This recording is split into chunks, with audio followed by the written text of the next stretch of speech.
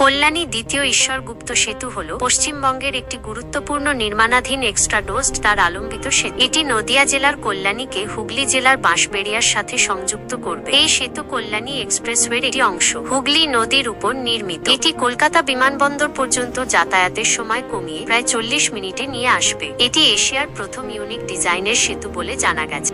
L&T সংস্থাকে এই ব্রিজের নির্মাণের দায়িত্ব দেওয়া হয়েছে। 2018 সালের শুরুতে প্রায় 2000 কর্মী ও ইঞ্জিনিয়ারদের নিয়ে এই সেতুর নির্মাণ কাজ শুরু হয়। খরচ আনুমানিক 1600 কোটি টাকা ব্যয়ে এটি নির্মিত হচ্ছে। কিছু সূত্রে 1396 কোটি টাকা এবং কিছু সূত্রে 16,000 কোটি টাকার কথাও উল্লেখ করা হয়েছে, যা সম্পূর্ণ প্রকল্পের ব্যয় হতে পারে। সম্পূর্ণ হওয়ার সময় 2026 সালের ডিসেম্বরের মধ্যে নির্মাণ কাজ শেষ হওয়ার আশা করা হচ্ছে। নির্মাণ শেষ হলে এটি পশ্চিমবঙ্গের দীর্ঘতম সেতু হয়ে উঠবে। 1975 সালে নির্মিত ফরাক্কা সেতুর চেয়েও দীর্ঘ।